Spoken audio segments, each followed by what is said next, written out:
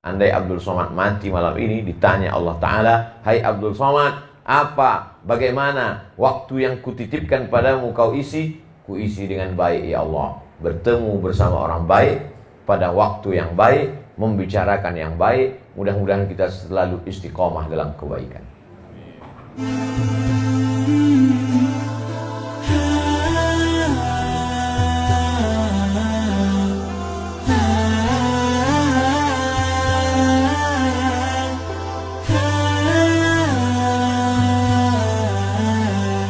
Bismillahirrahmanirrahim. Assalamualaikum warahmatullahi wabarakatuh. Alhamdulillah wassalatu wassalamu ala rasulillah Sayyidina wa maulana wa syafi'ina wa dhukrina Muhammad ibni Abdillah wa ala alihi wa sahbihi wa man da'a bida'watihi wa istanna bisunnatihi ila yaumi liqa'i rabbih.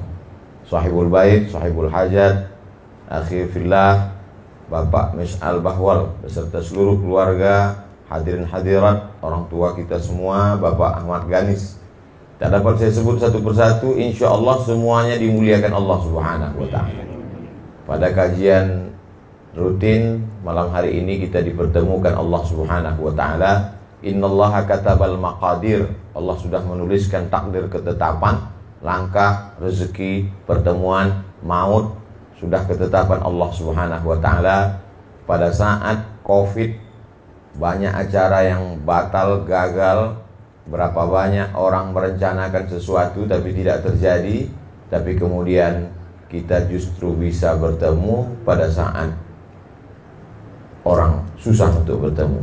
Kita syukuri pertemuan ini dengan ucapan Alhamdulillahirrabbilalamin. Berselawat kepada Rasulullah. Allahumma salli ala Sayyidina Muhammad wa ala ali Sayyidina Muhammad. Saya tidak beritahu apa temanya, berarti terserah saya saja. A'udzubillahi minasyaitonirrajim. Wal 'ashr. Allah bersumpah biasanya demi makhluk yang besar, wasyamsi waduhaha, demi matahari. Allah bersumpah demi makhluk yang besar, wal qamari idza talaha, demi bulan. Allah bersumpah demi bumi, wal ardi.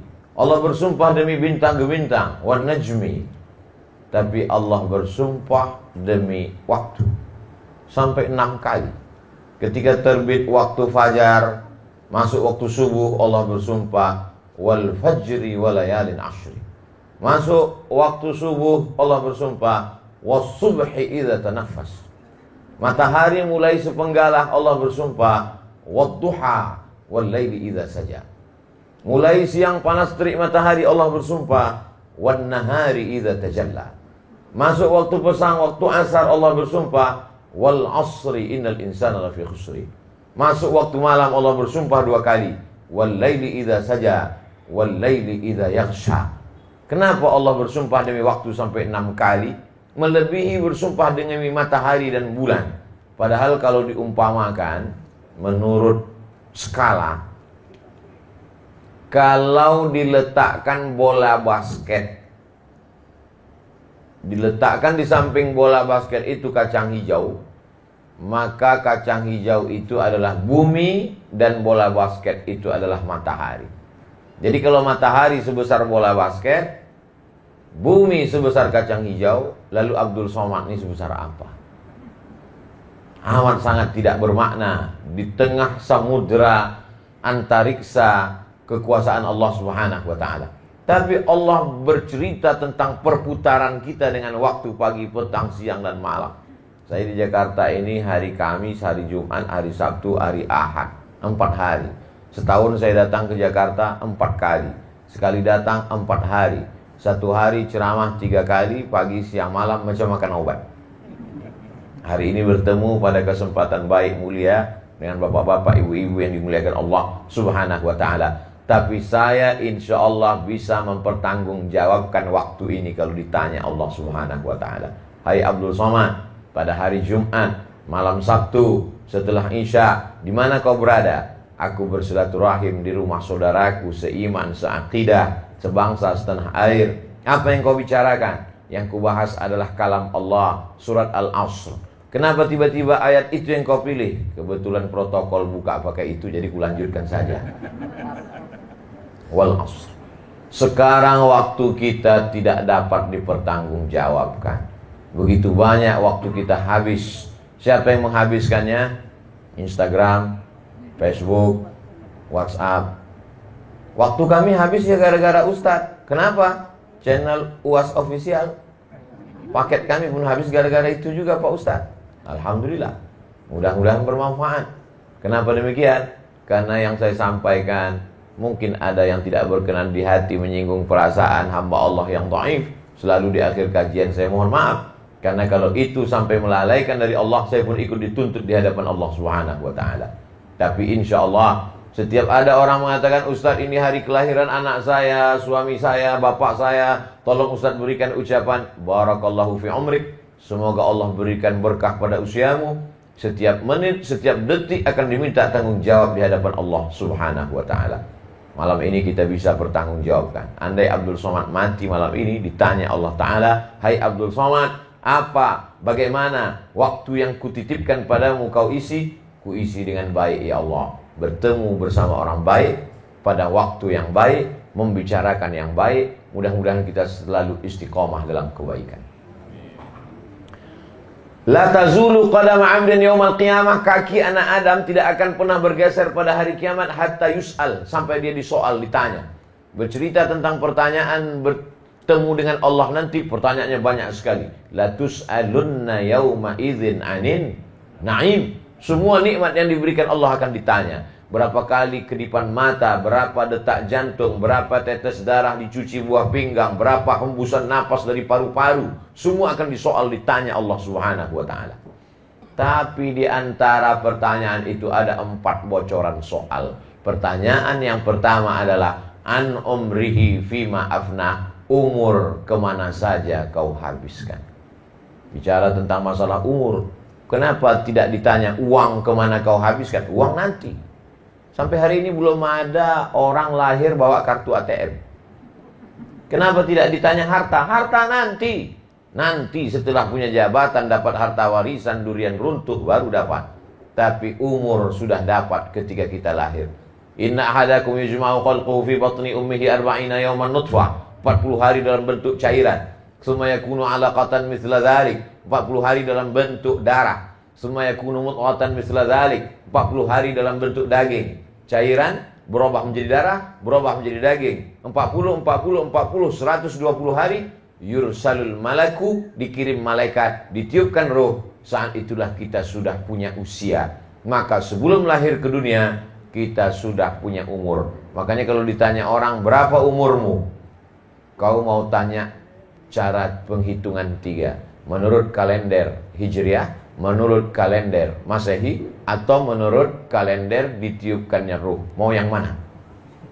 Ustaz Somad, kalau ditanya orang umurnya berapa? Ya tergantung.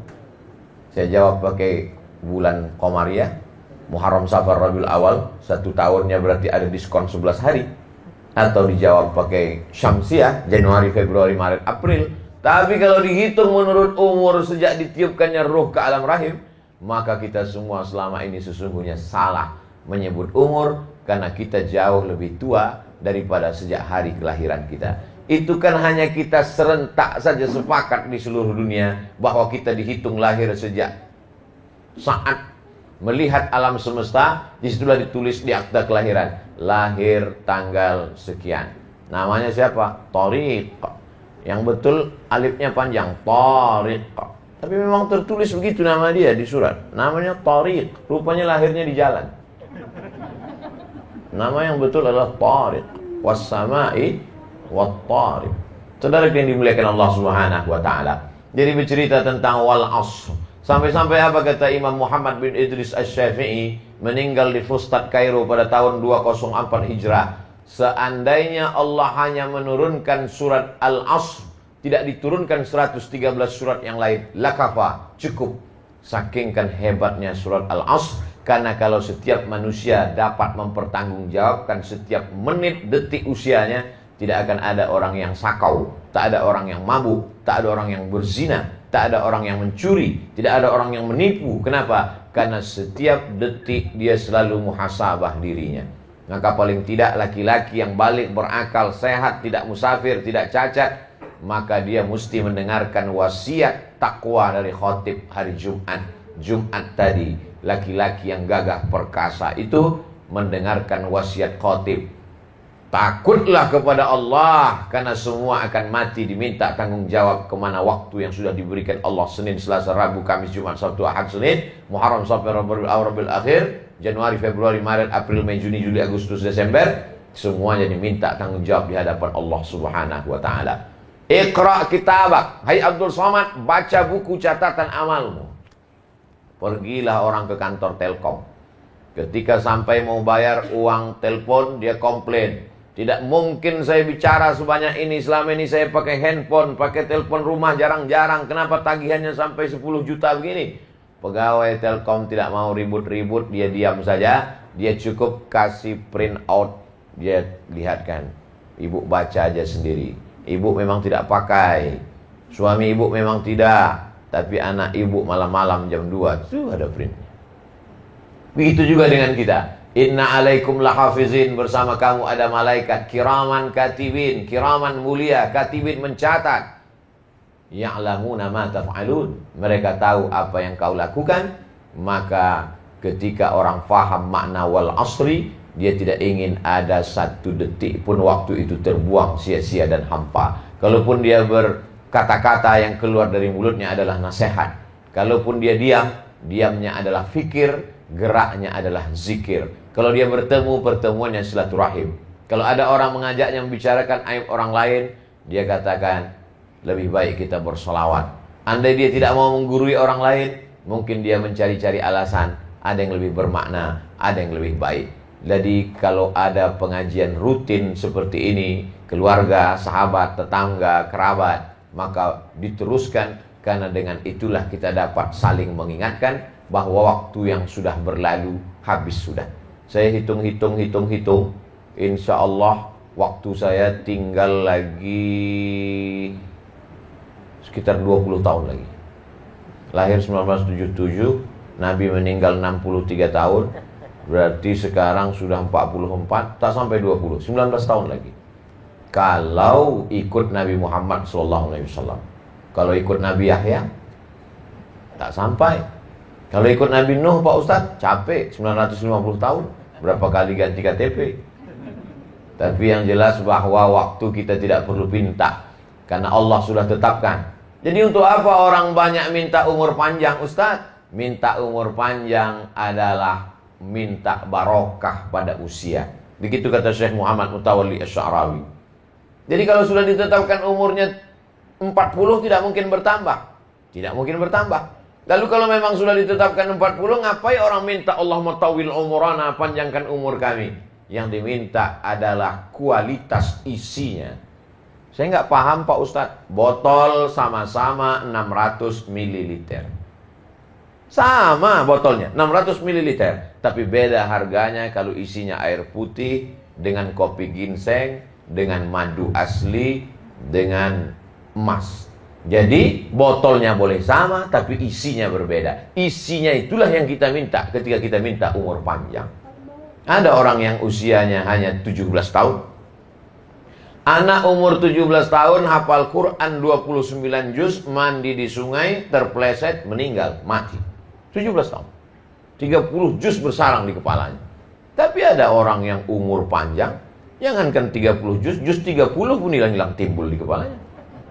Bapak Ibu yang dimuliakan Allah SWT, yang Ustadz sindir, yang Ustadz bicarakan ini jamaah? Enggak, saya sendiri. Banyak hafalan saya hilang. Oleh sebab itu, maka kita selalu meminta keberkahan usia. Kenapa? Karena usia inilah pertanyaan pertama yang akan dihadapkan di hadapan Allah Subhanahu wa ta'ala. La tazulu qadama abdin, kaki anak Adam tidak akan pernah bergeser, bergerak. Hatta yus'al, sampai dia ditanya, kenapa kaki tidak bergerak? Berarti kita tidak duduk. Karena kalau kaki bergerak, berarti telapak kakinya tegak berdiri. Yaumal tafatis saku bisaq, hari itu betis ketemu dengan betis. Hari ini kita ketemu lutut dengan lutut, berarti duduk. Di hadapan Allah kita tidak tamu yang mulia. Hari ini Abdul Somad dimuliakan, yang lain duduk di karpet, saya di kursi. Orang lain capek nyari kursi, saya disediakan kursi. Maknanya kita di hadapan Allah bukan tamu yang terhormat, tapi kita adalah terdakwa, terhukum yang akan diminta pertanggungjawaban di hadapan Allah Subhanahu wa ta'ala. Pada saat itulah kita semua menjadi makhluk yang bertanggung jawab. Islam mengajarkan kita makhluk yang bertanggung jawab atas setiap tindak tanduk perbuatannya, atas setiap waktu yang diberikan Allah Subhanahu wa taala. Yuhasabu hisaban yasira. Dia akan dihisab, dihitung. Makanya hari kiamat itu disebut dengan hari akhirat, itu disebut dengan yaumul hisab, hari penghitungan. Dulu nenek moyang kita berkata ilmu matematika itu disebut dengan ilmul hisab, ilmu hitung. Untuk menetapkan apakah ini tanggal 29 atau 30 Sya'ban, menetapkan 1 Ramadan, ada ilmu namanya ilmu falak, atau disebut juga dengan astronomi, atau disebut juga dengan ilmul hisab, ilmu hisab. Tapi tidak sama dengan sebagian undangan jamaah kalau sudah ngumpul habis itu makan, mohon maaf Pak Ustadz, para ahli hisab mohon izin keluar. Itu lain lagi. Saudaraku yang dimuliakan Allah Subhanahu wa taala, maka ketika nanti segala amal kita dihitung, dihisab, maka yang pertama dihitung, dihisab adalah usia, umur. Saya pun tidak dapat pertanggungjawabkan berapa umur saya ketika di Mesir tahun 2002 pulang, mundur ke belakang 98 5 September sampai menjejakkan kaki ke Kairo, tak berapa waktu saya terbuang. Setelah itu pergi saya ke Maroko, banyak juga waktu yang terbuang. Mudah-mudahan karena doa jamaah, doa kita bersama, diampunkan Allah segala silap dan salah kita. 10 menit di dalam WC pun orang bisa kena dosa. Makanya ketika keluar dia katakan, langkah kaki kanan, ghufranaka, ampunkan aku ya Allah. Memangnya dia buat dosa apa di dalam WC? Mana ada orang buat kesepakatan korupsi di WC? Kenapa tiba-tiba dia keluar dari WC dia katakan ghufranaka, ampunkan aku ya Allah? Karena ternyata selama di WC itu ada waktu yang terbuang luar biasa. Ada waktu yang terbuang. Ada yang bertanya ke saya, Ustadz Somad, ya, saya baru saja musafir dalam satu perjalanan. Terus kebetulan karena mau buang air kecil ke toilet, mampir ke salah satu rest area. Di dalam WC itu saya maaf jongkok. Pas di depan saya ada tulisan, sejahat-jahatnya setan pun tidak mengisap tembakau saat jongkok. Apakah itu hadis Pak Ustadz? Tidak ada hadis, saya bilang. Kalau ada hadis cerita tentang tembakau, hadisnya palsu. Karena tembakau tidak sampai ke Nabi Muhammad SAW. Alhamdulillah Pak Ustadz kalau tidak hadis. Kalau gitu siapa yang buat? Nggak tahu. Mungkin dia sedang nulis itu pun sambil merokok juga. Saudara yang dimuliakan Allah Subhanahu wa taala. Kenapa orang keluar dari kamar mandi, toilet mengucapkan dari lidahnya, ampunkan aku ya Allah. Karena dia merasa banyak yang tidak bisa dipertanggungjawabkannya selama berada di dalam. Tapi hebatnya orang beriman, begitu mau masuk dia katakan nama Allah, maka selama di dalam itu pun bernilai ibadah. Dia katakan Allahumma inni a'udzubika minal khubusi wal khaba'is. Aku berlindung kepadamu dengan namamu ya Allah. Itulah hebatnya agama Islam. Setiap amal perbuatan kalau disebut nama Allah, maka dia berubah menjadi ibadah. Datang, bertamu, makan, minum, ngobrol, kongko-kongko, pulang, hilang, habaan mansura, seperti debu dihembus angin. Ambil tepung, letakkan ke telapak tangan, hembus, hilang tak bermakna. Tapi begitu diisi dengan 3 Bismillah, Alhamdulillah, Allahumma salli ala Sayyidina Muhammad wa ala ali Muhammad. Di dalamnya tidak ada perbuatan maksiat dan dosa, di dalamnya tidak ada ghibah, namimah, adu domba, cerita aib orang. Maka pertemuan kita ini bernilai ibadah, dapat kita jadikan bekal menghadap Allah Subhanahu wa ta'ala. Bagaimana dengan masa lalu kami Pak Ustadz yang banyak hilang, tak dapat kami pertanggungjawabkan? Ma min muslimin yuznibu dzamban. Kalau ada orang yang buat silap salah berdosa, summa yatatahhar, mandi taubat. Cara mandi taubat Pak Ustadz seperti mandi wajib. Mandinya di mana Pak Ustadz? Tuh kolam renang. Basah dari ujung rambut ke ujung kaki. Mana yang dulu basah Pak Ustadz? Tidak diatur. Mau kepala dulu, mau kaki dulu. Kalau salto kepala dulu. Tidak diatur. Yang penting bersih semuanya. Bagaimana kalau dia tidak bisa mandi Pak Ustadz? Wudu. Tidak bisa wudu, tayamum. Tayamum tidak bisa juga, ditayamumkan. Seperti orang kena penyakit COVID, lalu kemudian meninggal dunia. Takut kalau dia dimandikan menyebar wabah, maka dia ditayamumkan. Tapi kalau terkena kulit tetap juga menular Pak Ustadz. Yang mentayamumkan itu pakai baju astronot, Saya ketemu tadi beberapa astronot di depan. Mandi kan, tayamum kan. Tapi ribet kalau pakai debu Pak Ustaz. Pakai mazhab Maliki. Mazhab Maliki bisa bertayamum hanya dengan batu saja, tidak ada debunya. Yang pakai debu mazhab Syafi'i. Mazhab Maliki cukup dengan batu. Saya pertama kali sampai ke Maroko, melihat di masjid-masjid di bawah tiang itu banyak sekali batu-batu bulat. Dan orang Maroko ketika musim dingin dia tidak berwudu. Masuk dia ke masjid, dia usap batu itu. Baru saya paham, itu ternyata guna batu itu, bertayamum. Maka jamaah yang sulit membawa debu di ruang ICU di rumah sakit, saya sarankan keluarganya, kau bawa aja batu gilingan dari rumah. Tapi kalau bekas cabai kau cuci dulu bersih-bersih. Karena kalau mau bawa debu ribet, sulit, payah. Jangan sampai orang yang dalam keadaan susah, sulit, sempit dunia ini, lalu kita persulit, padahal ada banyak pendapat ulama, maka dia bisa bertayamum dengan cara yang mudah, lalu kemudian daripada dia tidak sholat sama sekali. Selama sehat dia tidak pernah ingat Allah. Saat dia masuk ke rumah sakit, ruang ICU, sayup-sayup suara azan terdengar dari celah-celah jendela. Hayya 'alas shalah. Meleleh air matanya ingin sholat. Maka datang anaknya, istrinya membawakan batu, tayamum bang. Jangan sedih, nggak lama lagi, 3 hari lagi selesai ini.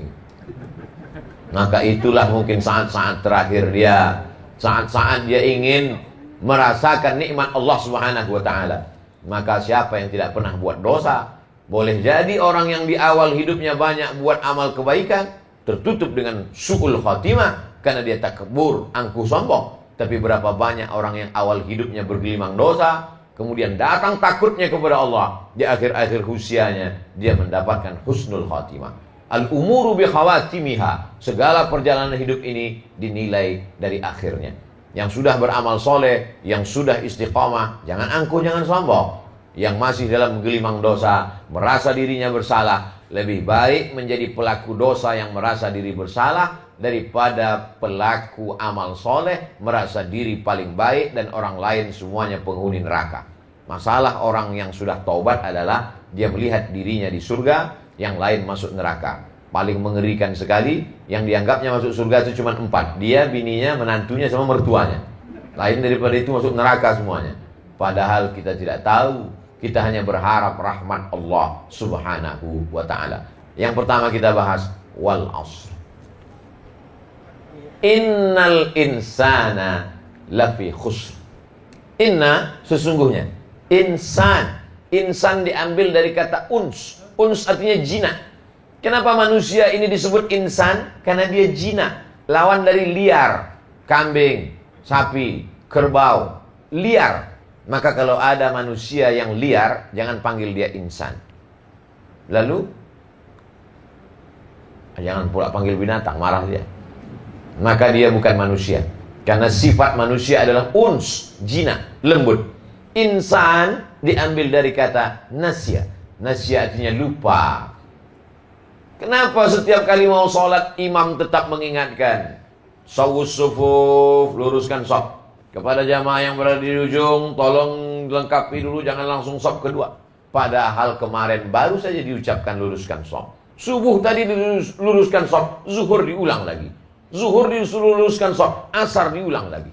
Selama pengalaman saya sholat di beberapa masjid, belum pernah saya dengar imam itu mengatakan, jamaah sekalian, aku tidak suruh luruskan shaf karena aku yakin kalian sudah tahu semua. Dia tetap mengatakan luruskan shaf. Kalau dulu luruskan shaf dan rapat. Sekarang karena Covid, luruskan aja, nggak usah rapat. Karena takut tertular. Tapi bahwa tetap ada diulang-ulang. Kenapa? Insan. Karena memang sifat manusia ini lupa, silap, keliru, salah. Jadi kalau ada Ustadz Somad nanti tiba-tiba ceramah, saya tidak pernah lupa, saya tidak pernah silap, saya tidak pernah salah. Maka sesungguhnya saat itu dia baru saja silap, lupa, dan salah. Kadang setelah ceramah baru jamaah ngasih tahu, Ustadz tadi lupa. Lupa apa? Lupa mengucapkan salam. Saking kan groginya. Ustadz tadi lupa. Lupa apa? Lupa baca doa apa Ustadz? Saking kan. Makanya berapa banyak orang hafal doa Allahumma barik lana fima razaqtana wa qina azabannar, tapi makan nggak baca doa. Berapa banyak orang yang tahu hafal doa Allahumma inni a'udzubika minal khubuthi wal khaba'is, masuk WC, nggak ingat entah kaki kanan, entah kaki kiri, entah baca doa atau tidak. Dan ketika diingatkan, kau udah baca doa? Jangan tanya-tanya, dari kecil aku udah hafal doanya. Dia hanya membenarkan dirinya, bukan mencari kebenaran. Siapa dia? Insan.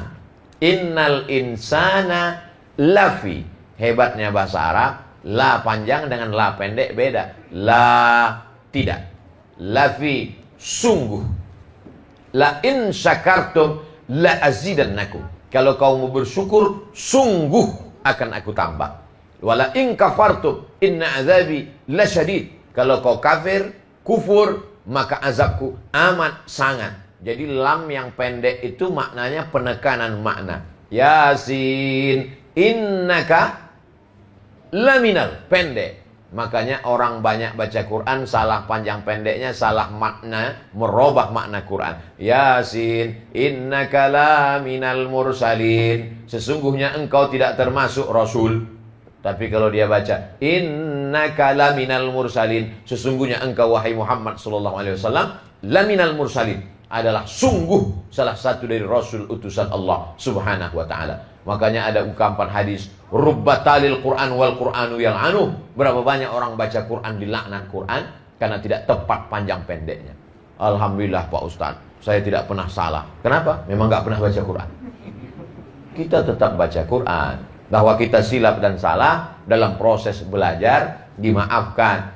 Jangan pernah berhenti belajar tajwid, tahsin, idgham, ikhfa, ghunnah, qalqalah, bila ghunnah. Maka kapan dia panjang pendek, mat tabi'i, mat asli. Nah ini semua kalau kita segan malu, panggil Ustadz 4 mata. Ustadz saya mau belajar 4 mata, kalau bisa anak istri saya jangan tahu, hilang marwah harkat martabat saya. Iya. Ketika pulang, istrinya senyum-senyum. Kenapa? Lupa matikan CCTV. Sudah ada rekamannya.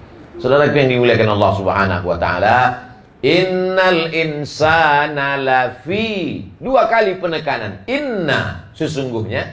Lafi, sungguh. 2 kali sungguh. Khusrin, rugi. Semua manusia yang hidup ini rugi. Yang ganteng rugi, yang jelek rugi 2 kali. Yang kaya rugi, yang miskin rugi 2 kali. Yang punya jabatan rugi, yang rakyat jelata rugi 2 kali. Kenapa? Karena hanya sekedar singgah di dunia, merangkak, tegak, berlari, remaja, dewasa, sakit, mati. Sakit, mati, sakit, mati, sakit, mati. Akhirnya orang mengambil kesimpulan, nunggu sakit, baru mati.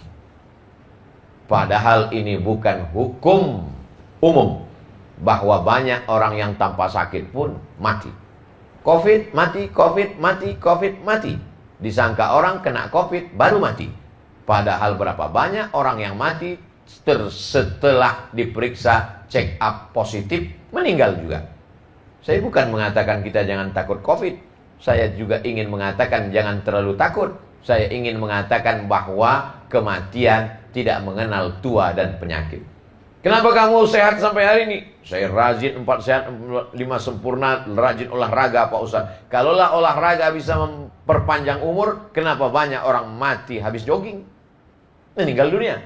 Tapi jangan gara-gara ini Bapak Ibu yang mau jogging besok lantas tidak. Kau tidak jogging hari ini, kata Ustaz, jogging mati.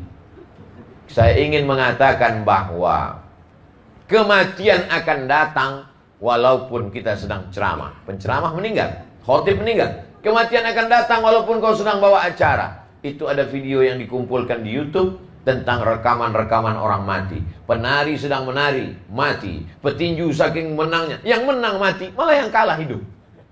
Allah Subhanahu wa taala mau menunjukkan kuasanya. Kalau sudah sampai masanya, kau pasti akan berpindah. Lan tamuta nafsun, orang tidak akan mati qabla an tastakmila rizqaha wa ajalaha. Sebelum ajalnya sampai, dia tidak akan mungkin mati menghadap Allah. Inilah akidah, inilah keyakinan, inilah kekuatan. Karena kalau tidak, ini orang yang meninggal keluarganya, saudaranya, adiknya, apalagi zaman sekarang banyak meninggal mendadak. Dia akan terus berkata-kata, kalaulah dulu kami periksa, kalaulah dulu kami makan obat, kalaulah dulu kami bawakan dokter, kalaulah dulu medical check up. Satu kali kalau akan disusul oleh kalau berikutnya. Kalau itu adalah pintu setan masuk. Lama-lama dia akan berkalau, lama-lama senyum sendiri, Lama-lama senyum sama orang, lama-lama senyum sama angkot. Gara-gara berkalau. Makanya kalau sudah terjadi qadarullah, berarti sudah takdir ketetapan Allah. La ta'jaz, jangan merasa lemah. Islam mengajarkan kita kalau sudah ikhtiar dan usaha terjadi juga, berarti sudah ketetapan Allah. Rufi'atil aqlam wa jaffatis suhuf. Pena sudah terangkat dan kertas sudah kering. Tulisan takdir sudah ditetapkan Allah Subhanahu wa ta'ala. Innal insana, sesungguhnya manusia, lafi khusrin, berada dalam kerugian. Jadi kalau begitu Ustaz Somad juga rugi, Ustaz Somad rugi. Ibu-ibu pun rugi, ibu-ibu rugi. Bapak-bapak juga rugi, bapak-bapak, anak-anak, orang tua, dewasa, semuanya rugi. Lalu yang tidak rugi itu siapa? Masuk pembahasan yang ketiga. Illalladzina amanu, kecuali orang yang percaya. Orang percaya dia tidak akan rugi. Percaya kepada siapa? Percaya kepada Allah Subhanahu wa ta'ala, dan percaya bahwa Allah mengirim Rasulnya. Rasul itu bernama Sayyidina wa Maulana wa Syafi'ina wa Dzukhrina Muhammad sallallahu alaihi wasallam. Kenapa Ustaz sebut Sayyidina? Bukan saya yang nyebut Sayyidina. Yang nyebut Sayyidina itu Nabi sendiri. Ana sayyidu waladi Adam. Aku ini adalah pemimpin anak cucu keturunan Adam. Sejak dari Adam alaihissalam sampai Adam Smith. Nah, itu pemimpinnya adalah Muhammad SAW. Dia sendiri yang berkata demikian. Ana sayyidu waladi Adam. Aku pemimpin keturunan Adam. Maka saya katakan Sayyidina. Kenapa Ustaz katakan Maulana? Dia sendiri yang berkata begitu. Man kuntu maulahu fa'ali maulahu. Siapa yang mengatakan aku pemimpinnya, maka Ali adalah pemimpinnya. Dia sendiri, maka saya katakan Sayyidina wa Maulana. Mengapa Ustaz katakan Syafi'ina? Karena tidak ada yang bisa mendirikan pertolongan kecuali dia. Man zalladzi yashfa'u indahu illa bi'idnih. Tak ada yang bisa mendirikan syafaat kecuali dia. Dia syafi'un musyaffa'. Dia diberikan kuasa Allah untuk memberikan syafaat kepada hamba-hamba Allah. Maka saya katakan Sayyidina wa Maulana wa Syafi'ina. Mengapa Ustaz katakan Dzukhrina? Karena dia adalah kebanggaan kita, ayah kebanggaan kita. Karena dia sebab kita, ibu kita hamil. Ibu kebanggaan kita, karena kita menumpang di perutnya 9 bulan 10 hari. Tapi dia kebanggaan kita, karena dialah mengenalkan kita tentang siapa yang menciptakan kita. Ar-Rahmanur Rahimul Malikul Qudusus Salamul Mu'minul Muhaiminul Azizul Jabbarul Mutakabbir. Maka kita katakan dia Dzukhrina, Sayyidina wa Maulana wa Syafi'ina wa Dzukhrina Muhammad sallallahu alaihi wasallam. Setiap kata yang saya ucapkan insya Allah bisa saya pertanggungjawabkan. Oh, jadi Ustaz kalau ngomong nggak sembarangan? Tidak. Itu buktinya sekarang banyak yang mengatakan di YouTube Ustaz ngomong sembarangan. Dia nggak nonton dari awal sampai akhir. Paket dia nggak cukup, dipotong-potongnya video saya. Setiap kata-kata yang saya ucapkan ada pertanggungjawabannya, ada dalil-dalilnya, ada argumentasinya berdasarkan dalil-dalil yang saya pelajari dari guru-guru saya. Sayyidina wa Syafi'ina wa Dzukhrina wa Maulana Muhammad sallallahu alaihi wasallam. Innal insan, semua manusia ini rugi sejak dari zaman dulu sampai sekarang. Illal ladzina amanu, kecuali orang yang percaya kepada Allah Subhanahu wa ta'ala. Kalau memang Tuhan itu ada, mana dia Pak Ustaz? Sekarang kita sedang berhadapan dengan satu mazhab namanya ateisme. A tidak, T Tuhan, isme aliran. Ateisme aliran yang meyakini tidak ada Tuhan. Kata dia Tuhan itu hanya imajinasi, Tuhan itu fiksi, Tuhan itu fiktif, Tuhan itu tak ada. Kalau memang Tuhan itu ada, mana dia Pak Ustaz? Saya hanya percaya kepada sesuatu yang bisa dilihat oleh mata, didengar oleh telinga, disentuh oleh tangan, ditangkap oleh panca indera. Kalau tidak ada, maka berarti kalau dia tidak ada. Berarti kalau tidak dapat ditangkap oleh panca indera, berarti dia tidak ada. Oh, jadi kalau begitu, kalau tidak nampak berarti tidak ada? Tidak. Kamu ke Jakarta naik apa? Naik pesawat. Sebelum masuk ke pesawat, mereka di Angkasa Pura memeriksa kopermu. Betul. Kemana kopermu masuk? Apa diperiksanya satu-satu? Mana sanggup petugas memeriksa koper? Dimasukkannya ke dalam kotak hitam. Di dalam kotak hitam gelap bertutup itu, maka ketahuanlah bahwa di koper itu ada sesuatu. Tiba-tiba petugas airport curiga, dia panggil. Siapa yang punya koper ini? Buka, buka. Setelah dibuka, dia sangka ganja, rupanya daun salam. Masak rendang. Dari mana petugas airport bisa tahu di dalam koper itu ada daun salam padahal sudah dimasak, direndam, digodok? Bisa. Ternyata ada cahaya di dalam ruang gelap. Itu nama cahayanya X-ray. Dibuka tirai ruang gelap, gelap tak ada cahaya. Padahal sebenarnya ada cahaya X-ray. Kalau cahaya X-ray saja tak bisa ditangkap oleh matamu, apalagi cahaya Allah subhanahu wa ta'ala.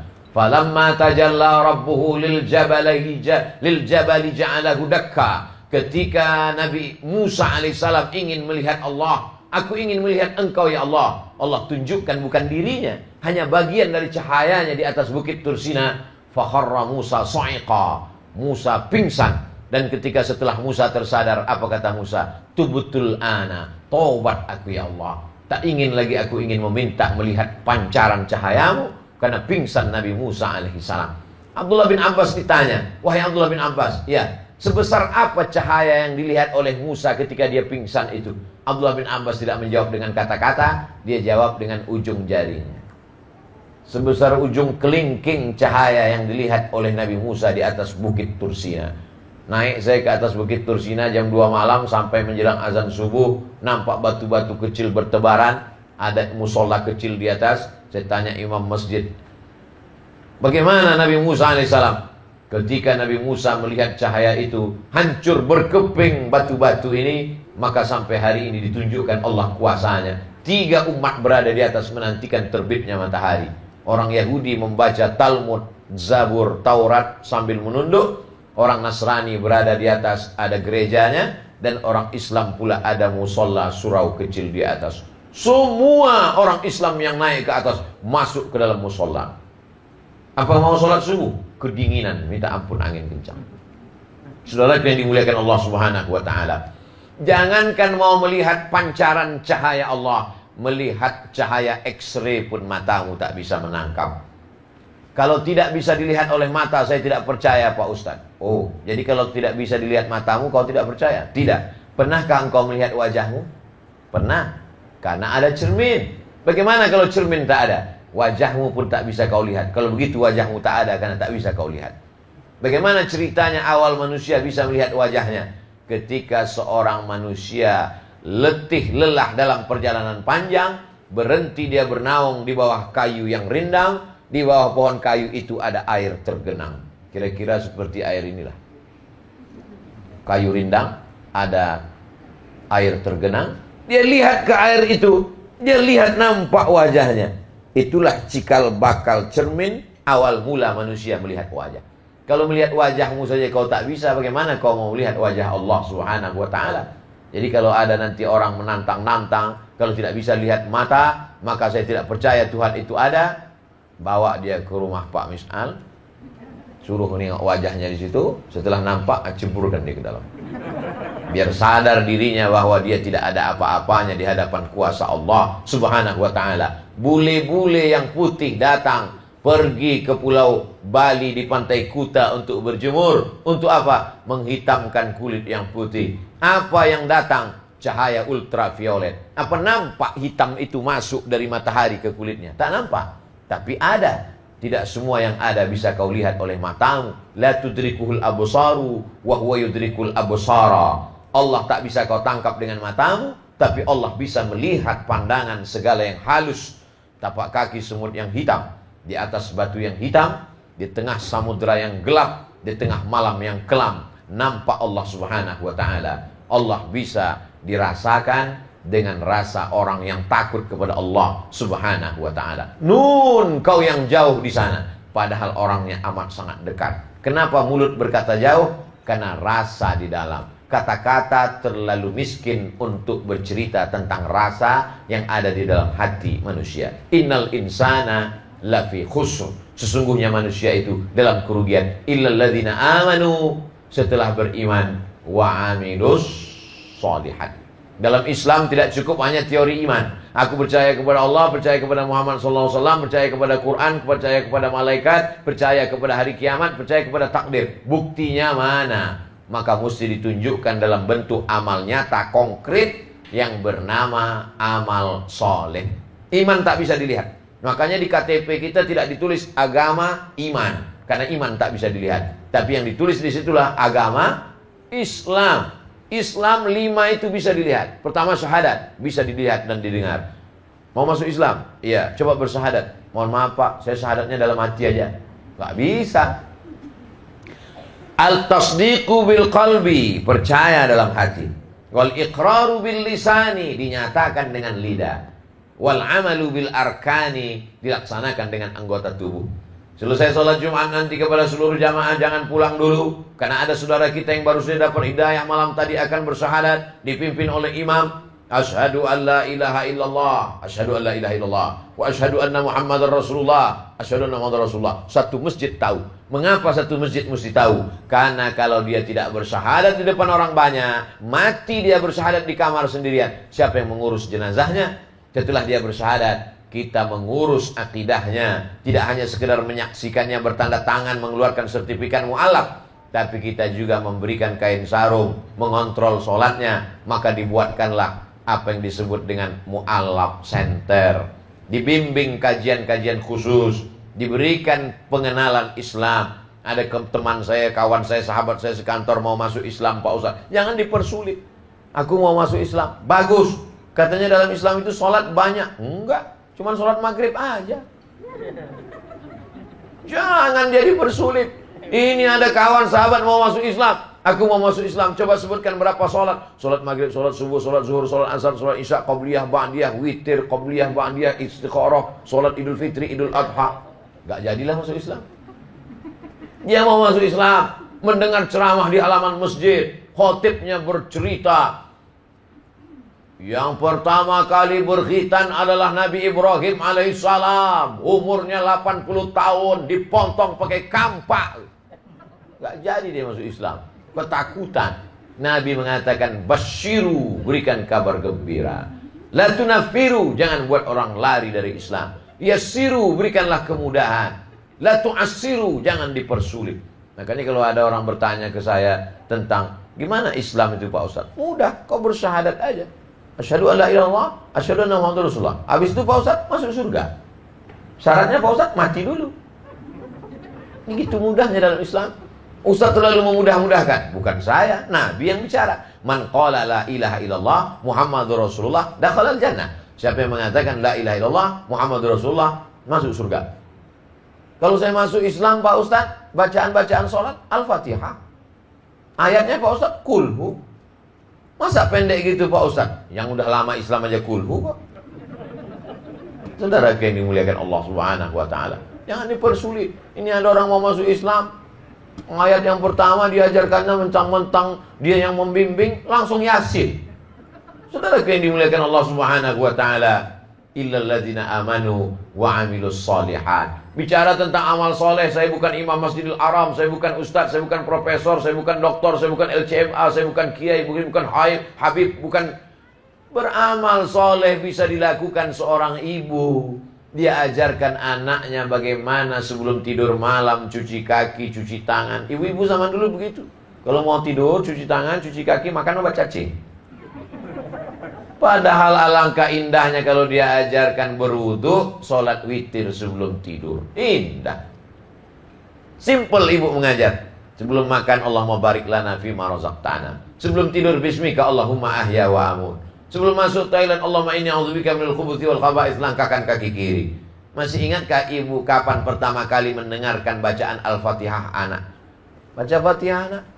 Bismillahirrahmanirrahim. Alhamdulillahi Rabbil Alamin, Ar-Rahmanir Rahim, Maliki Yawmiddin, Iyyaka na'budu wa iyyaka nasta'in, Ihdinas siratal mustaqim, siratal ladzina an'amta 'alaihim, ghairil maghdubi 'alaihim waladdallin. Singkat, tak sampai 1 menit.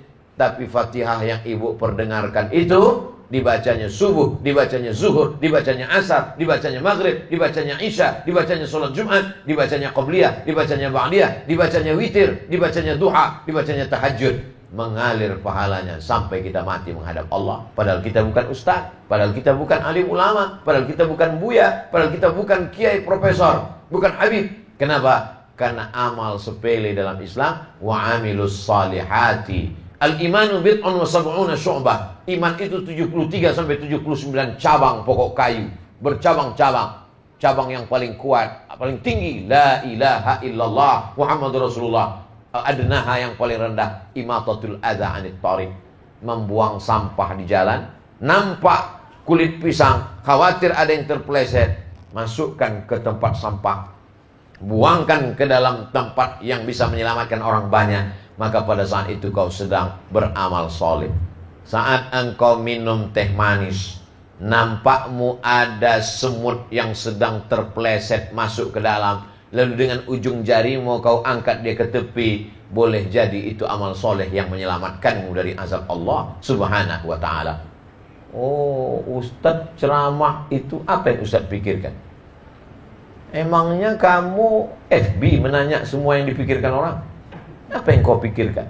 Saya selalu menyampaikan, sebelum saya ceramah, saya berdoa kepada Allah, yang akan kujumpai ini hambamu ya Allah, yang mau kusampaikan ini kalammu ya Allah, yang mau kutablirkan ini adalah sabda nabimu ya Allah. Bukakan pintu hambamu supaya memberi hidayah, supaya kalau aku mati mengalir pahalanya menjadi amal jariah.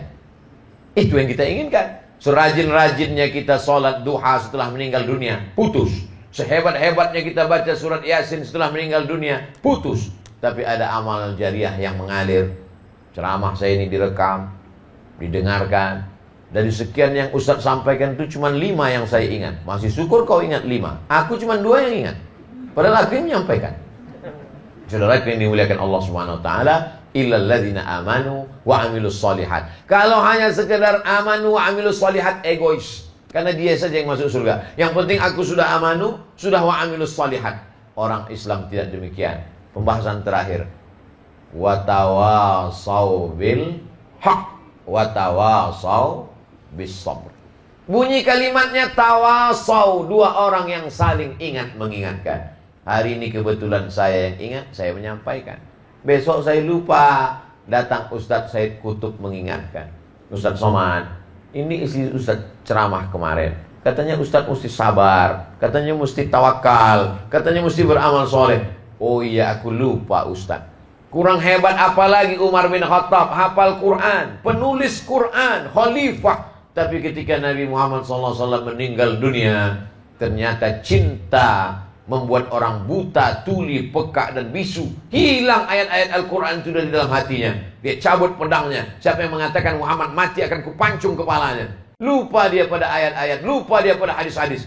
Sampai akhirnya datang pertanyaan. Datang seorang bernama Umar Abu Bakar Siddiq membacakan ayat, wa ma Muhammadun illa rasul. Muhammad hanyalah seorang rasul. Qad khalat min qablihi rusul. Sebelum dia datang rasul-rasul Adam, Idris, Nuh, Salih, Ilyas, Zakaria, Musa, Yahya meninggal dunia. Afa mata, kalau dia mati, au qutila, atau dia dibunuh orang, in qalabtum ala aqabikum, apakah kau akan kembali kepada agamamu yang lama? Mendengar ayat itu jatuh pedang Umar bin Khattab. Sadarlah dia bahwa dia yang gagah perkasa itu hancur luluh ketika berhadapan dengan kematian orang yang dicintai. Itu saya rasakan. Ketika meninggal orang tua saya, hilang ayat, hilang hadis, hilang semuanya. Menetes air mata, malu ditengok jamaah. Dulu ketika diundang ceramah tausiah 40 hari ceramah tausiah, tahlilan, bukan main lagi berapi-api. Ustaz Somad, mari kita sabar, ini ujian dari Allah. Ternyata kau cuma pandai ceramah, Abdul Somad. Begitu orang tuamu meninggal, nangismu lebih kuat lagi dari menangis kami. Ternyata kita bisa diingatkan oleh orang lain. Maka termasuklah malam ini dalam rangka watawasau bil haqq watawasau bis sabr. Orang yang angkuh, orang yang sombong, dia sendiri saja. Yang penting saya sholat, yang penting saya puasa sunat, yang penting saya zikir, yang penting saya tidak makan riba. Masalah orang lain bukan urusan saya. Bukan orang Islam. Karena Islam mengajarkan watawasau bil haq watawasau bis sabr. Yang penting bukan saya yang buat dosa, Pak Ustaz. Masalah tetangga saya minum khamar, mabuk, sakau, itu bukan urusan saya. Memang bukan urusanmu. Tapi kalau gempa bumi datang, rumah kau ikut juga. Memang bukan urusanmu. Tapi kalau tsunami datang, dia tidak pilih-pilih mana rumah orang yang mabuk, mana rumah orang yang berzikir, disapu ratanya semua. Maka dalam Islam ada yang dikenal dengan amar ma'ruf nahi mungkar. Ini menjadi bekal kita menghadap Allah Subhanahu wa ta'ala. Lebih kurang 60 menit, kurang-kurang sikit lah. Itulah yang dapat saya sampaikan pada malam hari ini. Sehingga nanti kalau kita sholat membaca ayat ghairil maghdubi alaihim waladdallin, amin. Bismillahirrahmanirrahim. Wal 'ashr innal insana lafi khusr illa alladhina amanu wa 'amilus shalihat wa tawashaw bil haqqi wa tawashaw bis sabr. Insyaallah Bapak Ibu ingat kandungan maknanya dan ingat pula kepada Ustaz Abdul Somad. Di akhir sholat doakan Abdul Somad supaya mati husnul khatimah. Jangan sekarang, masih ada jadwal beberapa hari lagi. Saudaraku yang dimuliakan Allah SWT, itulah yang dapat saya sampaikan pada kesempatan hari baik bulan mulia ini. Selanjutnya saya kembalikan kepada moderator. Mungkin ada hal yang ingin ditanyakan, kita akan tanya jawab. Saya akan jawab.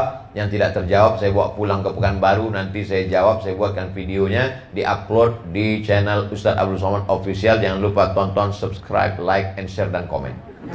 Terima kasih. Assalamualaikum warahmatullahi wabarakatuh.